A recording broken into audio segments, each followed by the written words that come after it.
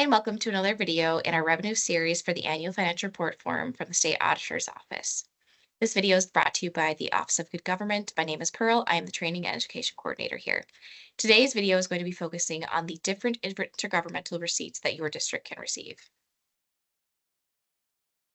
The first type on this list are federal receipts.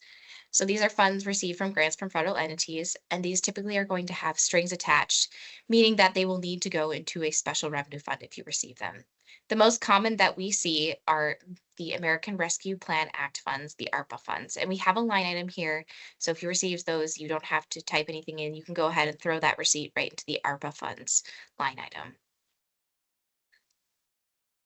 The other types of common ones that we will see for cities are community development block grants, water and waste disposal systems for rural communities, and airport improvement programs. The common types of federal grants that we'll see that schools can receive are the child nutrition clusters, the supporting effective instruction state grants, and comprehensive literacy state development. The receipts that you can receive from state government. These are funds received through state entities. The common distributions that we see are municipal infrastructure funds. These will come from the state treasurer's office. If you receive those, you can put it in the grants line item. This will need to go into a capital project fund. Other common one we see is state aid distribution. State aid distribution can be put into your general fund, and we have a line item for that. All type of different entities can receive state aid distribution. Moving down, the per pupil state aid, this is for schools only. This is a general fund revenue for schools, so it can go into your general fund. And as you can see, we have a line item there on the form for it as well. Moving on to the grants that you can receive from the state. These grant distributions are funds received through grants from state entities. That would be a state entity in North Dakota. And for cities, we see them coming from the North Dakota Water Commission Department, the Housing Finance Authority, and from Commerce, we see the Community Development Block Grants. And there are three different types of scenarios that you can have with these grants. So they can be strings attached, no strings attached, or it can be a pass-through. So if there are strings attached, that means that they can only be spent on specific purposes. That means it has to go into a special revenue fund. If there are no strings attached to it, that means it's just a grant for added funding for your state and can go into your general fund to pay any type of expense within your district. And if it's a pass-through, meaning that you levied for it for another entity, that means you would be passing it down to another district, so that it would have to go into a custodial fund.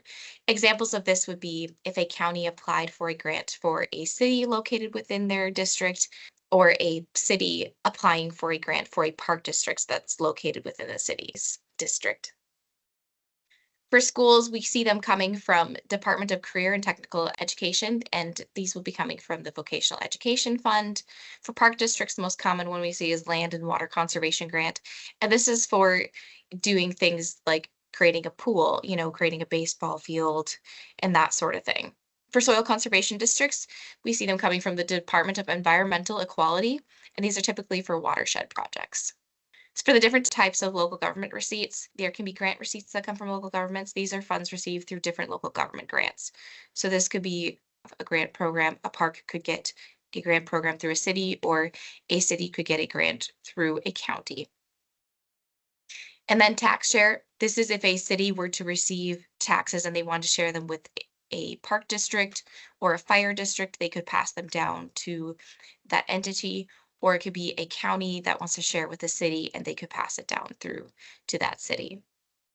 And that concludes all I have for intergovernmental receipts. If you have any questions about any intergovernmental receipts or receipts that you may have received from a different government entity and you have questions about them, please contact our office and ask for the Office of Good Government. Thank you for joining us today.